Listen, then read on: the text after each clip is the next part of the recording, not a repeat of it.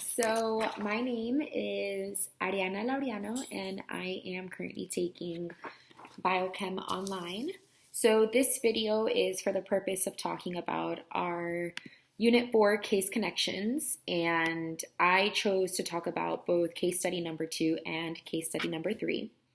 I want to go ahead and first talk about case study number 2.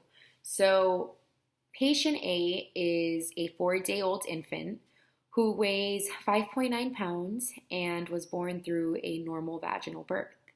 The infant is said to have phenylene levels of 6.6 milligrams per deciliter, and the normal level usually of phenylene is 1 to 2 milligrams per deciliter.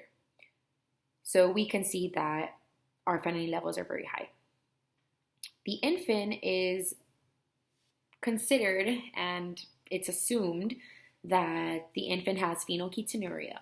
And phenylketonuria, as we learned in this unit, is going to be the inability of metabolizing phenylene into tyrosine.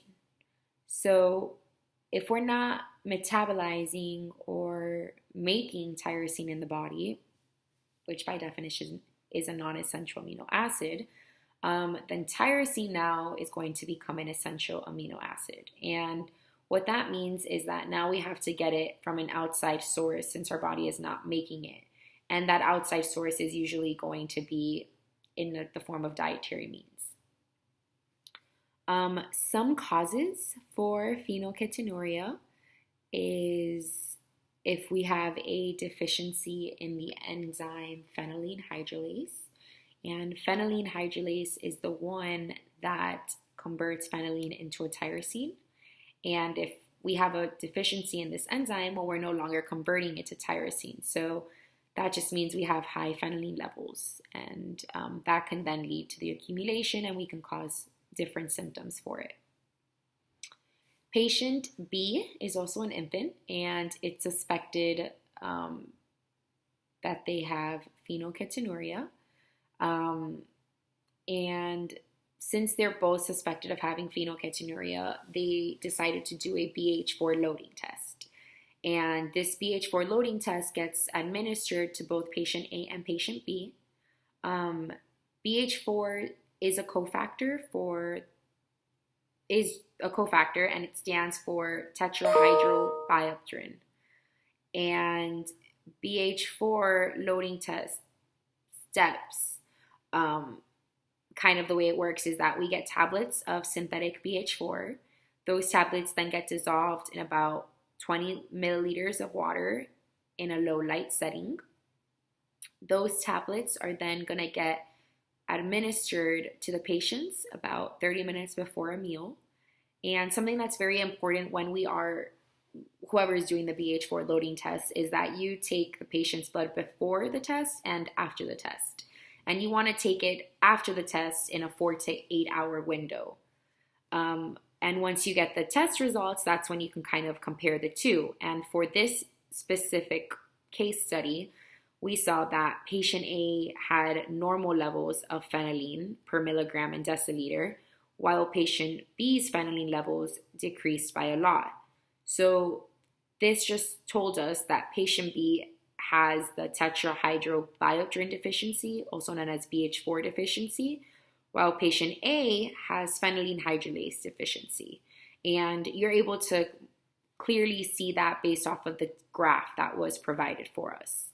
And me just kind of wanting to go out and do a little bit more research, I saw that some common symptoms with this deficiency is that the patient can have a musky odor in their breath, they can experience seizures, they can have rashes, and they can have neurological problems such as mental retardation. And that's kind of the overall answer and my understanding of case study number 2.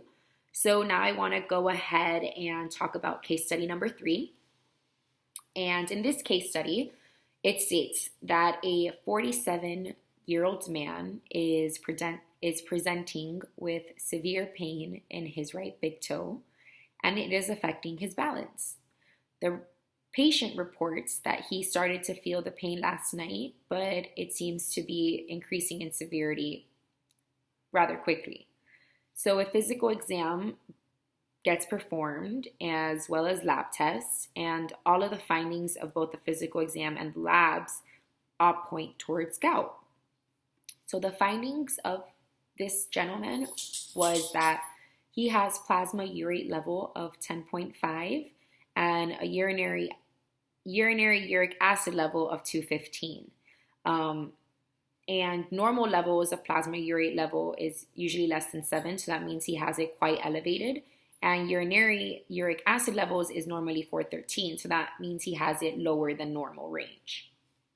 And the first question that we get asked is, what is the best explanation for the presentation of gout in this individual? And please explain why the other choices are not consistent with the data, or what additional information you may need to decide the root of the cause. So the man states that he is now drinking regular soda versus diet soda. And we know that the main sugar found in soda is fructose corn syrup. And we know this because at the bottom of this excerpt, we were given that information. And in this unit, we learned about purine synthesis / metabolism. So once fructose gets ingested, it's going to go ahead and get converted into a purine. That purine then gets released in the form of uric acid through the process of purine degradation. So if we increase fructose corn syrup, that's going to then increase our purine production. That's going to then lead to an increase in uric acid. And that uric acid is going to go ahead and accumulate and present itself as gout because uric acid, as we learned, is not soluble. So it's not easily excreted. With that being said, purines are not being produced in the body. They are only being produced because of the high intake of fructose corn syrup. So that eliminates the first choice of overproduction of purines. So that's not going to be the answer. The second choice, decreased salvage of purines, that's not the answer either because salvage pathways are meant to reconvert the bases back into their nucleotides. And we learned this in week 15. If we were to have a deficiency of the enzyme that's needed for salvage pathways, hypoxanthine guanine phosphoribosyltransferase, we would see an accumulation in urinary uric acid, but that patient has low values compared to low. So again, the second choice is not going to be the answer. And lastly, the third choice, I choose this as the right answer, is decreased urinary excretion of uric acid. And if you look at the table that was provided, you can then see that the patient has less uric acid in the urine and the plasma levels of urate are high. And I went ahead and added the table inside of my script that I submitted just to make it more easier so that you can go ahead and compare the values. And lastly, the question that was asked is, what is the potential impact of this dietary modification on the presentation of gout? So as stated before, high fructose corn syrup causes an increase in purines. That's going to then increase our uric acid.